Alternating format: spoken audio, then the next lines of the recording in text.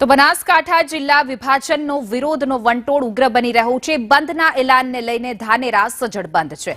દુકાનો બંધ રાખીને વેપારીઓએ આપ્યું છે સમર્થન। ધાનેરામાં યોજાવા જઈ રહી છે જન આક્રોશ સભા। ધાનેરાને વાવથરાદમાં સામેલ કરતા વિવાદ સર્જાયો છે। ધાનેરાને બનાસકાંઠામાં જ રાખવા સ્થાનિકો ઉગ્ર માંગ કરી રહ્યા છે। સ્થાનિક ધારાસભ્ય પૂર્વ ધારાસભ્ય દ્વારા આ ઉગ્ર માંગ બની છે। વધુ વિગતો સાથે અમારા સંવાદદાતા ધવલ જોશી જોડાઈ ગયા છે। જે ધવલ, ધાનેરા બંધના એલાનમાં મોટા પ્રમાણમાં સમર્થન મળી રહ્યું છે, જે રીતે વિરોધ થઈ રહ્યો છે ઉગ્ર બન્યું છે અને સાથે થોડી વારમાં જનસભા આક્રોશ યોજાશે। ચોક્કસથી ધાનેરાને બનાસકાંઠામાં રાખવાની માંગ છે તે હવે ક્યાંક ને ક્યાંક ઉગ્ર બની રહી છે। છેલ્લા 20 દિવસથી આ વિસ્તારના લોકોનું આંદોલન છે તે ચાલી રહ્યું છે અને આ આંદોલન દિવસે ને દિવસે ઉગ્ર બની રહ્યું છે। આજે જન આક્રોશ મહાસભાનું આયોજન કરાયું છે। હું આપને કેટલાક દ્રશ્યો બતાવવા માંગીશ કે જે પ્રકારે આ સભાનો સ્ટેજ છે તે તૈયાર થઈ ગયો છે, બેનર પણ લાગી ગયું છે। ધાનેરા તાલુકા હિતરક્ષક સમિતિ દ્વારા આ જન આક્રોશ મહાસભાનું આયોજન કરવામાં આવ્યું છે। આજે માત્ર ધાનેરા જ નહીં પરંતુ આસપાસના વિસ્તારના અનેક ગ્રામ્ય વિસ્તાર લોકો છે તે ટ્રેક્ટર અને ડાલા સાથે ટૂંક સમયમાં જ આ મહાસભામાં પહોંચવાના છે। 12 વાગ્યા બાદ આ જે મહાસભા છે તે શરૂ થવાની છે। વિસ્તારના લોકોની એક માંગ છે કે તેમને બનાસકાંઠામાં રાખવામાં આવે। આપણી સાથે કેટલાક સ્થાનિકો પણ છે, તેમની સાથે વાત કરીશું। શું કહો છો, કયા ગામના છો? હું છું નેનાવાનો। આજે શેની મહાસભા છે? આજે મહાસભા છે કે અમારે ધાનેરા તાલુકા વાળાને બધાને સર્વ સમાજને સાથે મળી અને બનાસકાંઠામાં જ રહેવું છે। બનાસકાંઠા સિવાય અમારે કોઈ વાત નહીં, અમારે થરાદ જવું નથી।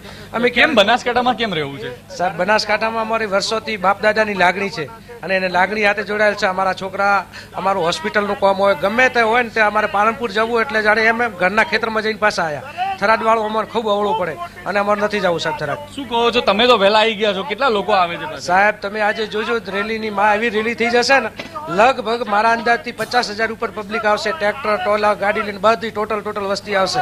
જબરજસ્ત રેલો થશે આ એક ધાનેરાની અંદર। તમે પણ યુવાન છો, છેલ્લા 20 દિવસથી આંદોલન કરી રહ્યા છો, આજે મહાસભામાં આવ્યા છો, કેવું લાગે છે?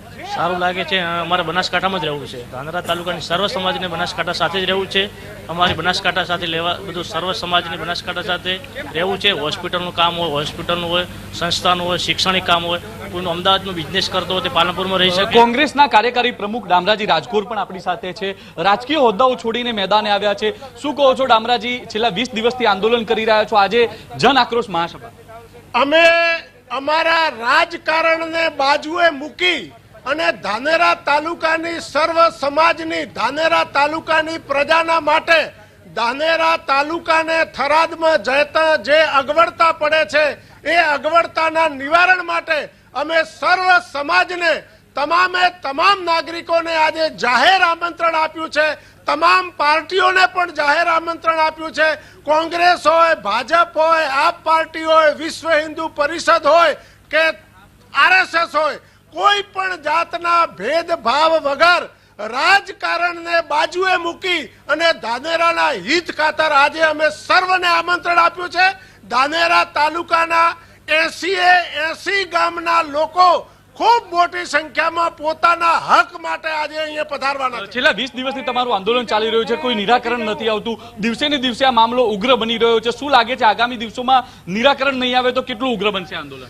જો સરકાર આજની અમારી વિનંતીને પણ માન નહીં આપે અને સરકારમાં બેઠેલા કેટલાક લોકો સત્તાના મદમાં જો ચકી ગયા હોય તો એમને એક વાક્ય કહું છું કે સમગ્ર હિન્દુસ્તાનનો સમ્રાટ શાહ આલમ, એક કવિએ કીધું છે કે શાહ આલમને એટલો સત્તાનો નશો ચડી ગયો તો એક કવિએ કીધું, સગે દીઠ મેં શાહ આલમના શેરીએ ભીખ માંગતા ભલા થઈ જજો, સત્તાનો નશો ઉતારી દેજો, પ્રજા તમારી સત્તા છીનવી લેશે અને પ્રજાને અમે વિનંતી કરીએ છીએ કે તમારી સાથે ન રહે એને સત્તામાંથી ઉખેડીને ફેંકી દો।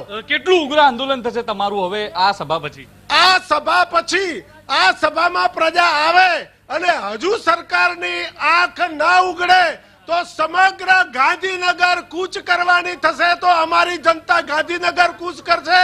રસ્તા રોકો આંદોલન કરવાનું હશે તો અમે રસ્તા રોકો આંદોલન કરીશું અને નેતાઓનો ઘેરાવ કરવો હશે તો પણ અમારી પ્રજા નેતાઓનો ઘેરાવ કરશે અને ધાનેરા તાલુકાને બનાસમાં રાખીને જ જપશે। ચોક્કસથી હિના, જે પ્રકારે લોકો છે તે હવે ઉગ્ર બન્યા છે, રસ્તાઓ ઉપર ઉતરી રહ્યા છે.